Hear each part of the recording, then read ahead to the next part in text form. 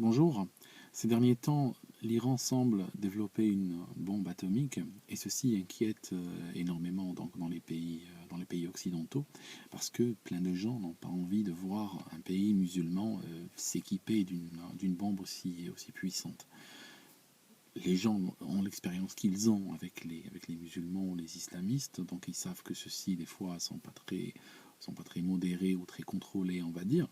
Et donc ça rend tout le monde nerveux de les savoir disposant d'un engin de mort aussi puissant. En fait, j'aimerais vous dire aujourd'hui qu'il y a deux manières, j'ai recensé au moins deux manières, d'obtenir un pays musulman avec une bombe atomique. La première étant évidemment de prendre un pays musulman et puis de lui faire développer la bombe atomique. Et puis la deuxième, tout aussi triviale, c'est de prendre un pays qui a la bombe atomique et puis de l'islamiser.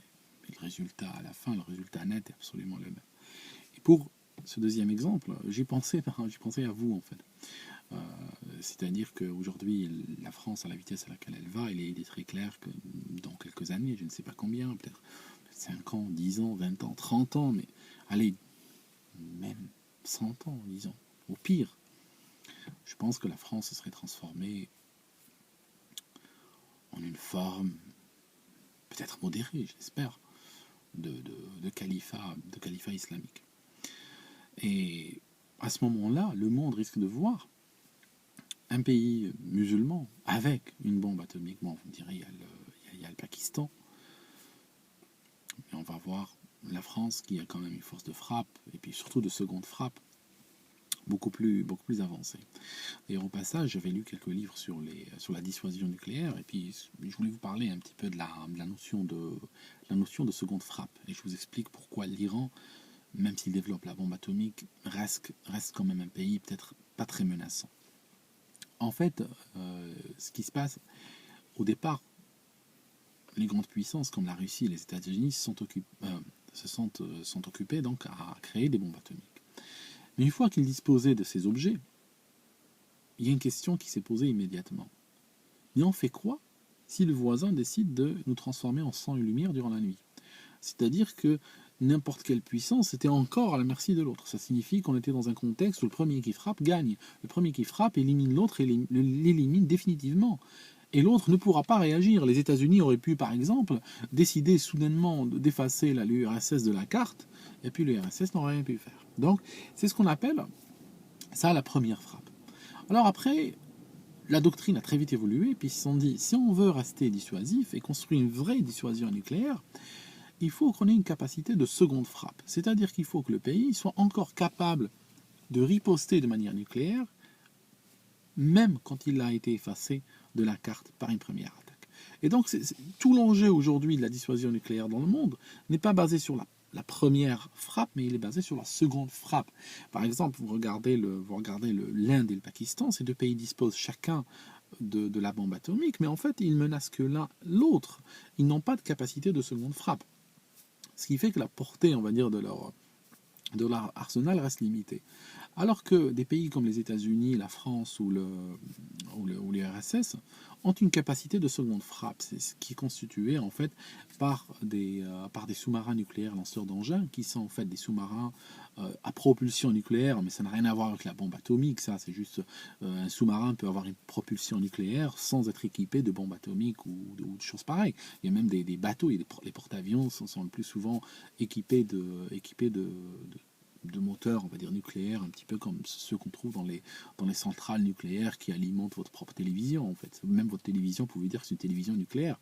En fait, ces sous-marins donc sont propulsés par l'énergie nucléaire, ce qui leur donne une autonomie absolument fabuleuse. C'est des engins qui peuvent rester sous la surface pendant des années.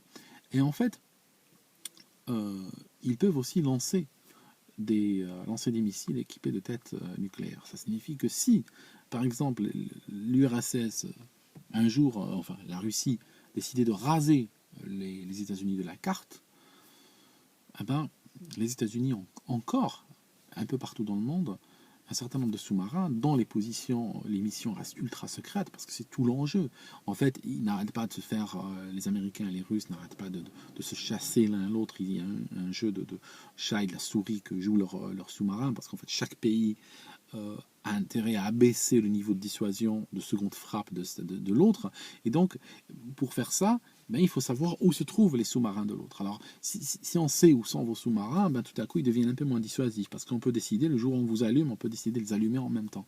Donc, il faut que ces sous-marins soient dans des positions absolument tenues secrètes. Alors, ils y arrivent avec plus ou moins de succès. Des fois, les Américains et les Russes sont si proches les uns des autres que c'est arrivé qu'il y a eu des on va dire de la tôle froissée entre les sous-marins de ces puissances-là.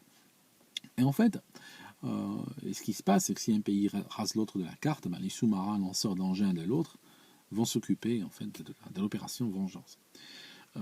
La France, aujourd'hui, a un arsenal nucléaire qui est beaucoup plus nombreux, beaucoup plus puissant, beaucoup plus avancé que ne pourrait obtenir l'Iran même dans 50 ans.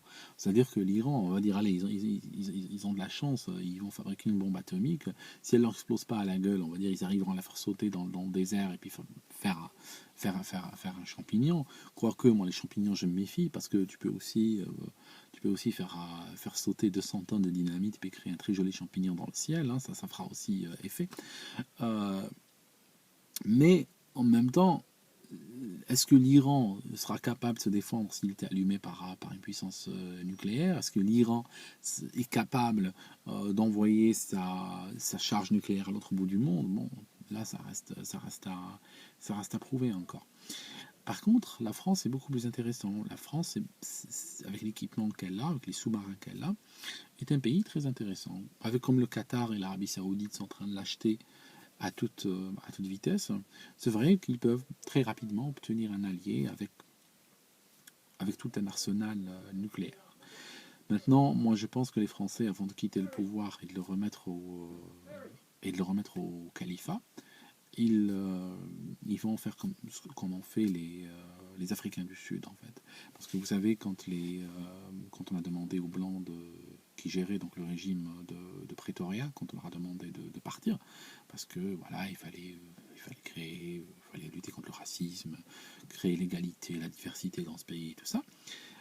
Ceux qui avaient ces bons sentiments n'étaient pas fous non plus. Ça signifie, ils ont dit aux Blancs, écoutez, d'accord, les Noirs, on les aime bien, mais avant de partir, il va falloir démonter votre arsenal nucléaire. Vous savez que l'Afrique du Sud est le seul pays au monde qui était une puissance nucléaire qui a renoncé à cela. Ça signifie que c'est un pays qui a renoncé à cela.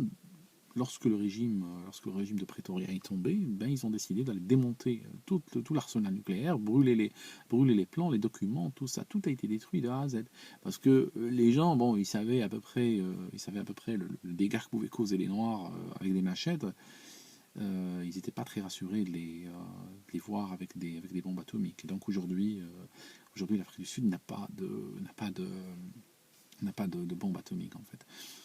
On peut penser que ce sera la même chose pour la France, c'est-à-dire que si un jour la France décide de remettre les clés de l'Elysée au Qatar ou l'Arabie Saoudite ou à leurs représentants désignés, j'espère qu'ils auront au moins la présence d'esprit d'aller démonter leur arsenal nucléaire. Mais je les crois assez raisonnables pour le faire quand même.